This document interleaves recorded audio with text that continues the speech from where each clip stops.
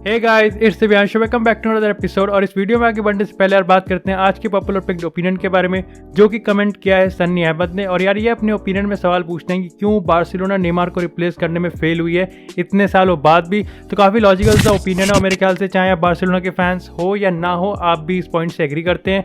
तो यार देखो, मेरे ओपिनियन में सबसे ज़्यादा रिस्पॉन्सिबिलिटी इस फेलियर की होने वाली है बार्सिलोना के पिछले बोर्ड की। और इन पर्टिकुलर मैं बात कर रहा हूँ बार्सिलोना के एक्स प्रेसिडेंट जोसेफ बार्टोमेउ की।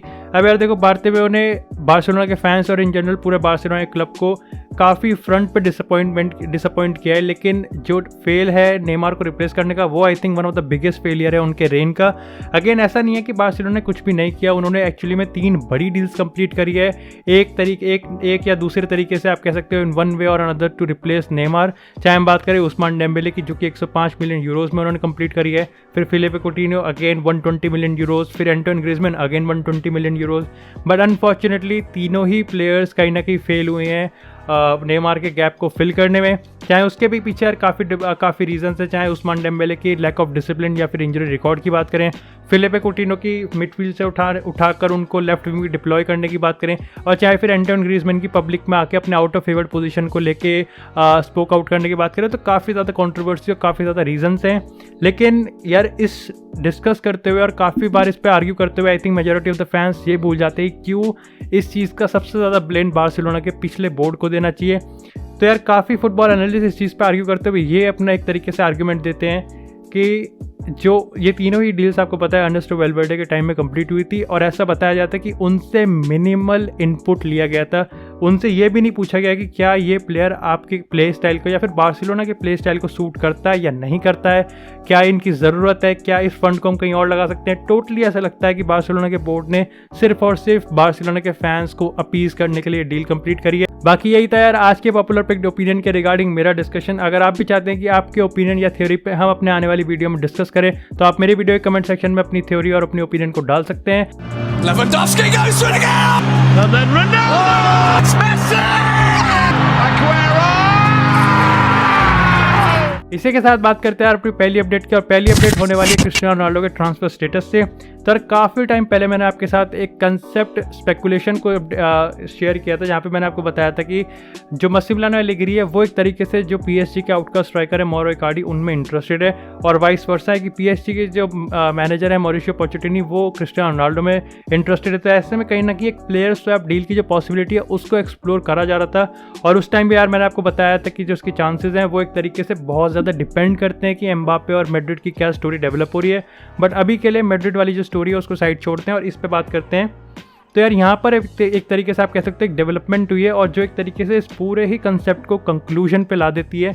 और डेवलपमेंट ये हुई कि यार मौरो इकार्डी ने अपने सोशल मीडिया हैंडल्स पे इसको क्लियर कर दिया है कि वो पीएसजी को छोड़ने का नहीं सोच रहे हैं, ना ही इस साल, ना ही अगली साल, और ना ही अगले से अगले साल। तो एक तरीके से इवन इफ आने वाले टाइम में रोनाल्डो और पीएसजी में एक डील होती है, तो I think player swap deal नहीं होने वाली। और एक तरीके से आप कह सकते हो कि दूसरा अगर इसका पर्सपेक्टिव देखें तो वो ये होने वाला है कि मौरो Icardi is not interested even in joining Juventus. तो एक तरीके से ये तैयार इस रोनाल्डो की ट्रांसफर स्टेटस के रिगार्डिंग। बाकी बात करते हैं यार अपनी नेक्स्ट अपडेट की, जो कि होने वाली मैनचेस्टर सिटी से। तो यार मैनचेस्टर के दोनों क्लब ना इस समय फुल एक्शन मोड में, पहले Manchester United full action mode में थी और अब Manchester city full action mode में। तो सबसे पहले यार रिपोर्ट जो निकल के आती है वो आती है रहीम स्टर्लिंग के रिगार्डिंग। तो रहीम स्टर्लिंग के जो यार कॉन्ट्रैक्ट रिन्यूअल को लेकर नेगोशिएशंस थे वो इस समय रुक चुके हैं, और आप कह सकते हो एक तरीके से जो नेगोशिएशंस है वो टूट ही चुके हैं। बट अगेन आपको पता है जैसे नेगोशिएशन टूट जाते हैं तो स्पेकुलेशन आ जाती है कि भाई फ्यूचर खतरे में है, आर्सेनल इंटरेस्टेड है। बट अगेन इस सब के रिगार्डिंग जो मैनचेस्टर सिटी बोर्ड रूम का जो आप एक तरीके से कहते हो जो उनका स्टैंड है वो ये है कि वो काम है, पैनिक नहीं है कोई। उनको पता है कि अभी भी कॉन्ट्रैक्ट में 2 साल बचे हुए हैं, तो वो और उनके हिसाब से टाइम के साथ जो कॉन्ट्रैक्ट है वो एक्सेप्ट हो जाएगा, यानी कि रिन्यू हो जाएगा। लेकिन जो ओरिजिनल प्लान्स थे वो यही थे कि नेक्स्ट सीज़न जो कि ये वाला सीज़न है उसके स्टार्ट होने से पहले ही रहीम स्टर्लिंग को एक नए कॉन्ट्रैक्ट में बांध लिया जाए और एक लॉन्ग टर्म फ्यूचर उनका सेट कर दिया जाए मैनचेस्टर सिटी में।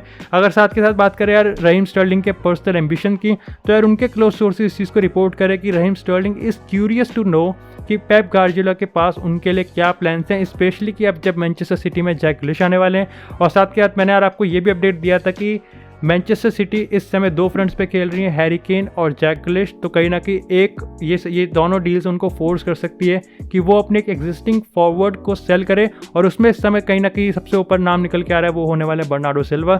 और इस समय यार उनके रिगार्डिंग भी यही है कि उनके जो रिप्रेजेंटेटिव है यानी कि एजेंट हैं वो फोर्स कर रहे हैं एक मूव को, यानी कि वो टॉप यूरोपियन क्लब से इस समय एक्सप्लोर कर रहे हैं पॉसिबिलिटी को कि उनका मूव किया जा सके। साथ ही साथ जो टॉप 2 क्लब्स हैं वो मैंने आपको कल भी बताया था, आज भी बैटिंग ऑर्ड में सेम है, यानी कि एथलेटिको मैड्रिड और बार्सिलोना, जिसमें एथलेटिको मैड्रिड का थोड़ा अपर एंड है। साथ ही साथ बात करते हैं अब हैरी केन की सिचुएशन की।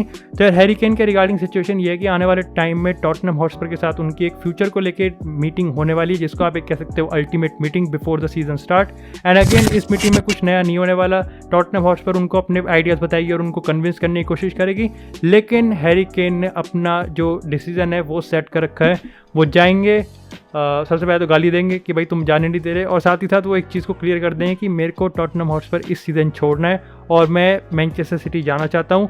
अब इससे आप कह सकते हो इस मीटिंग का जो एक तरीके से पॉइंट होने वाला है वो ये होने वाला है कि हैरी केन ट्राई करेंगे कि वो टॉटनहम हॉटस्पर को कन्विंस कर सके और जो टॉटनहम हॉटस्पर का 160 मिलियन यूरो का जो आस्किंग प्राइस है उसको नीचे ला सके, जिससे जो डील है वो एक्चुअली में पॉसिबल हो पाए। इसी के साथ बात करते हैं अभी नेक्स्ट अपडेट की, जो कि काफ़ी हटके है और मैनचेस्टर यूनाइटेड से है। तो यार आपको पता है कि next season Erling brought Holland का जो कॉन्ट्रैक्ट है उसमें एक रिलीज क्लॉज है 75 मिलियन यूरोस का, वो एक्टिव हो जाएगा। और ऐसे में कहीं ना कहीं रिपोर्ट्स ये मैनचेस्टर यूनाइटेड के कैंप से निकल के आ रही है कि मैनचेस्टर यूनाइटेड नेक्स्ट सीजन एक तरीके से उनको साइन करने में सक्सेसफुल हो जाएगी, और इस स्पेकुलेशन और रूमर्स को सपोर्ट करता है। जो रीज़न है वो ये है कि आपको पता है अर्लिंग ब्राउट हालैंड नॉर्वे से हैं और जो मैनचेस्टर यूनाइटेड के मैनेजर है ओले गुनार सोल्शायर वो भी नॉर्वे से हैं। तो जो नॉर्वेनियन कनेक्शन है वो एक तरीके से रीज़न बताया जा रहा है इस स्पेकुलेशन को सपोर्ट करने का।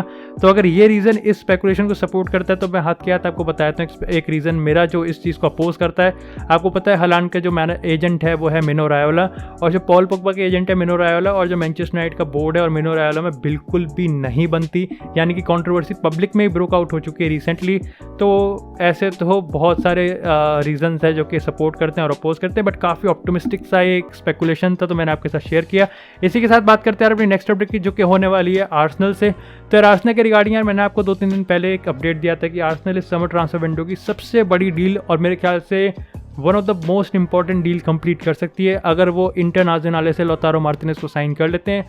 शुरू में यार रिपोर्ट्स ये आती हैं कि लौतारो मार्टिनेज ने स्ट्रेट अवे रिजेक्ट कर दिया आर्सेनल को, और उसके पीछे का रीज़न बताया जा रहा है कि लौतारो मार्टिनेज चाहते हैं कि वो किसी नए चैलेंज में जाएं, बट अगेन वो एक चैलेंज ऐसा क्लब में होने वाला है जहां पर वो रेगुलरली चैंपियंस लीग फुटबॉल खेलें। बट रिसेंट डेवलपमेंट्स कुछ एक तरीके से स्टोरी में ट्विस्ट होती है, और अब ये बताया जा रहा है कि आर्सेनल एक्चुअली में लौतारो मार्टिनेज को साइन कर सकती है अगर वो इंटरनेशनल को जो 77 मिलियन यूरोस का जो प्राइस टैग है अगर वो उसको फुलफिल कर सके। और साथ ही साथ अगर लौतारो मार्टिनेज की पर्सनल एम्बिशन को बात करें तो वो भी एक तरीके से there is a change of heart of Lautaro Martinez, और वो भी अब ओपन है एमिरेट स्टेडियम में अपना मूव सेट करने के लिए। एंड अगेन इस डील का जो स्ट्रक्चर है वो एक तरीके से काफ़ी क्रिएटिव हो सकता है, और एक तरीके से ये भी बताया जा रहा है कि यार अगर आर्सेनल जो अलेक्जेंडर लाकाज़ेट है अगर उनको सक्सेसफुली ऑफलोड कर सकती है इस समर, तो एक तरीके से डील बहुत ही अच्छी तरीके से कंप्लीट हो सकती है। और साथ ही साथ ये भी बताया जा रहा है कि इस डील को थोड़ा क्रिएटिव वे में कंप्लीट करने के लिए जो आर्सेनल है वो हेक्टर बेलेरिन को यूज़ करने वाली है एज अ वेटेज। आपको पता है कि जो अशरफ हकीमी है उसको रिप्लेस करने के लिए हेक्टर बेलेरिन टिप्ड हो रहे हैं इस समय कि वो इंटरनेशनल में अपना मूव कंप्लीट करेंगे।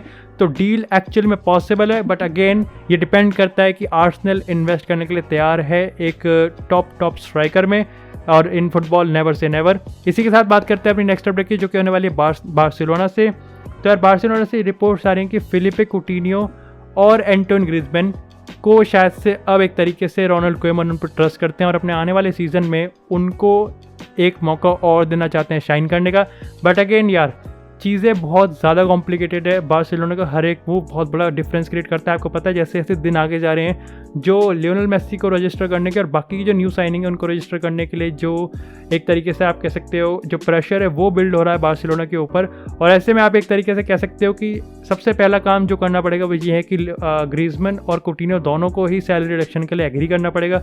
यहाँ पे ग्रीजमैन के रिगार्डिंग पॉजिटिव अपडेट्स हैं कि वो एग्री हो चुके हैं, और उसके बाद भी एक तरीके से आप कह सकते हो कि वेज बिल तो इवेंचुअली कम करना ही है। तो शायद से देखना पड़ेगा कि बार्सिलोना कौन से वो सीनियर प्लेयर्स हैं जिनको सैलरी रिडक्शन के लिए मना लेती है, या फिर इवेंचुअली उनको सेल ही कर देती है। तो इंटरेस्टिंग सिचुएशन बनी हुई है बार्सिलोना के रिगार्डिंग भी, और काफ़ी इंटरेस्टिंग होगा देखना कि फिलिपे coutinho और एंटोन ग्रीजमैन इस नई बार्सिलोना की टीम में अपनी जगह कैसे बनाएंगे। इसी के साथ बात करते हैं अपनी नेक्स्ट अपडेट की, जो कि अगेन होने वाली है मैनचेस्टर यूनाइटेड से, और ये होने वाली है इस वीडियो की लास्ट अपडेट। तो यार साओ निगुएज़ के जो एजेंट हैं वो आ चुके हैं वापस से यूके में, और ऐसा बताया जा रहा है कि वो इस समय डायरेक्टली नेगोशिएट करने वाले हैं प्रीमियर लीग के 2 क्लब। वो पहला क्लब होने वाला है लिवरपूल और दूसरा क्लब होने वाला है Manchester United. Again Manchester United का अपर हैंड है लिवरपूल में, और एक तरीके से आप कह सकते हो कि मैनचेस्टर यूनाइटेड इस समय द मोस्ट फेवरेबल डेस्टिनेशन बना हुआ है साओ निगुएज़ को साइन करने के लिए। तो ये थी यार इस वीडियो के लिए सारी अपडेट्स और इंटरेस्टिंग स्टोरीज। आई होप आपको वीडियो पसंद आई, और वीडियो पसंद आई तो वीडियो को लाइक करना, और अब बहुत जल्दी मैं इस चैनल पर लाइव स्ट्रीम स्टार्ट कर सकता हूँ, और होपफुली शायद से आज हम लाइव स्ट्रीम कर सकते हैं। तो make sure you join the live stream और सपोर्ट द चैनल। तब तक के लिए stay tune, stay safe, and I will see you guys in the next video.